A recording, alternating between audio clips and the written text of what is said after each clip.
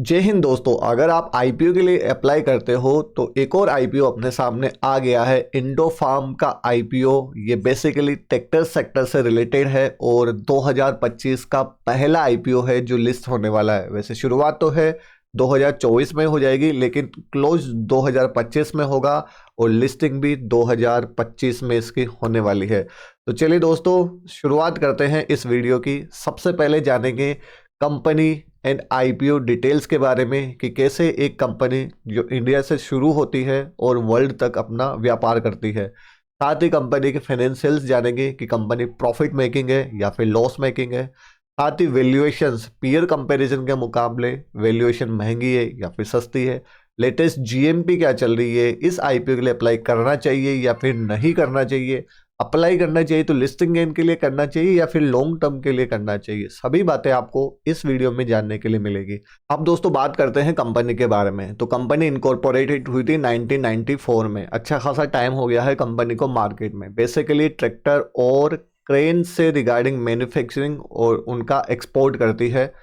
साथ ही जो फार्म के लिए हमें आवश्यक है, हार्वेस्टर, रोटावेस्टर है ना, इन सब का भी जो है कंपनी मैन्युफैक्चरिंग करती है और एक्सपोर्ट करती है। अब ये इंडो फार्म और इंडो पावर नाम से जो है कंपनी अपने प्रोडक्ट मार्केट में सेल करती है।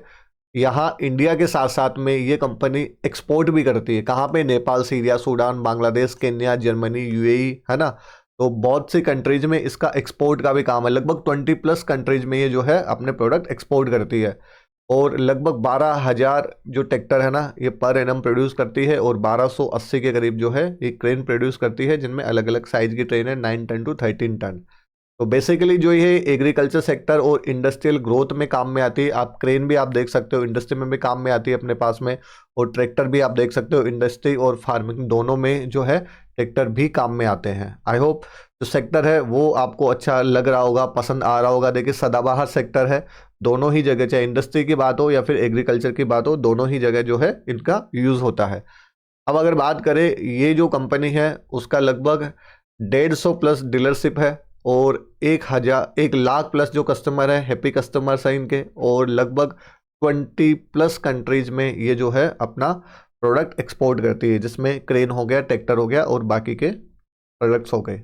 अब इम्पोर्टेंट अगर डेट्स की बात की जाए तो जो आईपीओ है वो हमारे पास में 31 दिसंबर से ओपन होगा और क्लोजिंग डेट रहेगी वो 2 जनवरी 2025 रहेगी। मतलब इस साल के एंड से जो आईपीओ स्टार्ट होगा और अगले साल जो है आईपीओ बंद होने वाला है। ठीक है।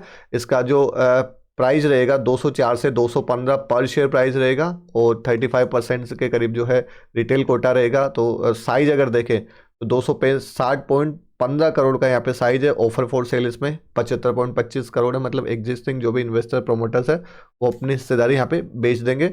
और फ्रेश इशू यहाँ पे रहेगा 184.90 करोड़ का। फेस वैल्यू 10 रुपये पर शेयर रखी गई है और प्रोमोटर होल्डिंग पहले लगभग 93% थी, जो कि घटकर 69% हो जाएगी। तो प्रोमोटर होल्डिंग ठीक ठाक है, कोई इशू वाली ऐसे यहाँ पे इसके रिगार्डिंग कोई बात नहीं है। ठीक है। वही बात करें हम लॉट साइज, तो एक लॉट में लगभग 69 शेयर रहेंगे और एक लॉट का जो प्राइस रहेगा वो रहेगा 14,835। जो अलॉटमेंट है वो 3 जनवरी को आ जाना है ना। 2 जनवरी लास्ट डेट है, 3 जनवरी को अलॉटमेंट आ जाएगा और जो लिस्टिंग है वो होगी 7 जनवरी को। अब आप में से कौन कौन फ्रेश, मतलब पहली बार किसी आईपीओ के लिए अप्लाई करोगे, प्लीज़ कमेंट करके एक बार ज़रूर बताना अगर आप इसमें इंटरेस्टेड हो तो। अब दोस्तों बात करते हैं कंपनी के फाइनेंशियल्स की।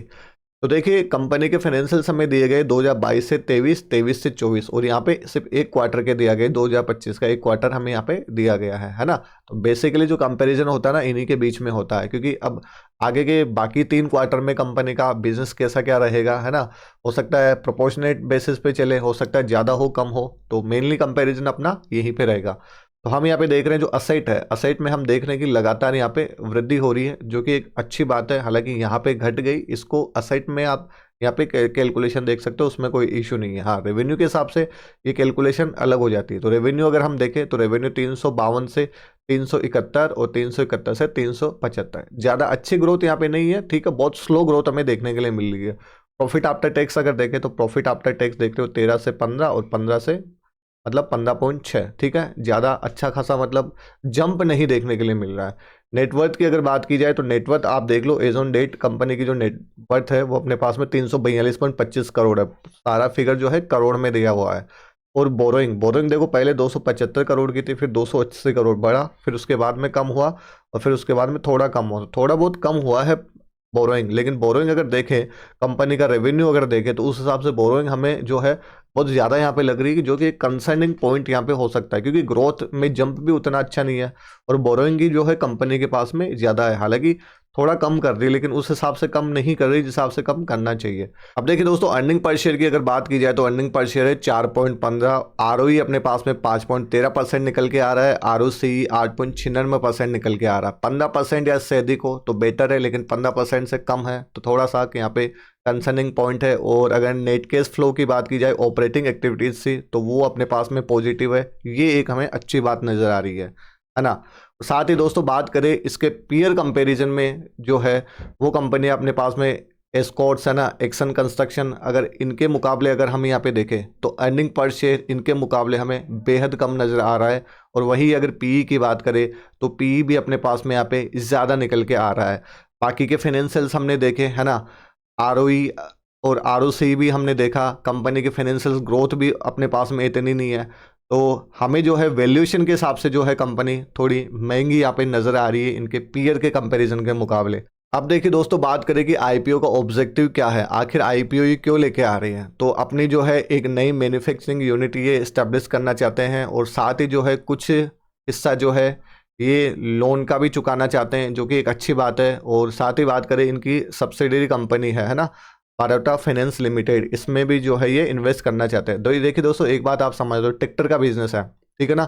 अब कोई भी ज़्यादातर जो लोग हैं ना, वो कोई भी पूरा पैसा कैश में देके जो है ट्रैक्टर या क्रेन परचेज नहीं करेगा, ये लोन के ऊपर चलता है, फाइनेंस के ऊपर चलता है। तो इसी के रिगार्डिंग जो है ये अपनी सब्सिडरी कंपनी जो है उसमें ये इन्वेस्ट कर रहे हैं, तो ये एक अच्छी बात है। बाकी जो पैसा है वो जनरल कॉरपोरेट पर्पज़ में ये जो है लेने वाले हैं। तो जो आईपीओ के ऑब्जेक्टिव्स है ना, वो तो बहुत बढ़िया है। हो सकता है इससे जो कंपनी की दशा और दिशा जो है आने वाले टाइम में सुधर जाए, फाइनेंशियल्स कंपनी के सुधर जाए, है ना।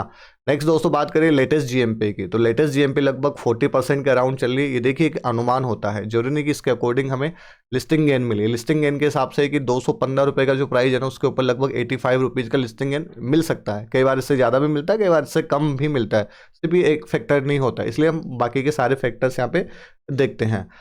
अब दोस्तों बात आती है कि इस आईपीओ के लिए अप्लाई करना चाहिए या फिर नहीं करना चाहिए। करना चाहिए तो लिस्टिंग गेन के लिए या फिर लॉन्ग टर्म के लिए, किस हिसाब से आईपीओ के लिए अप्लाई करना चाहिए। तो देखिए फाइनेंशियल्स हमने देखे, कंपनी की एवरेज ही बोल सकते हो आप इसको, ठीक है। हालांकि ग्रोथ हो रही है, लेकिन उस हिसाब से जो पीयर कंपैरिजन के हिसाब से ग्रोथ हमें नहीं दिखाई दे रही। अगर हम इन्वेस्टमेंट करें तो इसके पीयर कंपैरिजन में जो भी कंपनियां हैं उनमें इन्वेस्टमेंट करना प्रीफर करेंगे ना, क्योंकि अगर अच्छा रिटर्न चाहिए तो, और कंपनी के ऊपर डेट भी ज़्यादा है ना, रेट भी कंपनी के ऊपर ज़्यादा है। वैल्यूएशन हमने देखा इसके पीयर कंपैरिजन के मुकाबले हमें वैल्यूएशन भी हाई नज़र आ रही है। जीएमपी बढ़िया चल रही है इसके लगभग 40% के अराउंड। सेक्टर में किसी तरीके की कोई कमी नहीं है, सेक्टर इसका जो है एवरग्रीन है, और बाकी एंकर लिस्ट आ जानी है ना। तो फिलहाल जो ये आईपीओ है हमें लिस्टिंग गेन के हिसाब से ठीक नज़र आ रहा है। लॉन्ग टर्म के हिसाब से फिलहाल जो ये आईपीओ नज़र नहीं आ रहा है। हाँ, आने वाले 1-2 साल में अगर ये अपने फाइनेंशियल्स में जंप थोड़ा अगर अच्छा देती है तो उससे जो इन्वेस्टर्स है उनको भी जो है प्रॉफिट देखने के लिए मिलेगा। बाकी मेरी ओर से किसी भी तरीके का कोई भी रिकमेंडेशन नहीं है कि आप इस आईपीओ के लिए अप्लाई करो या फिर ना करो।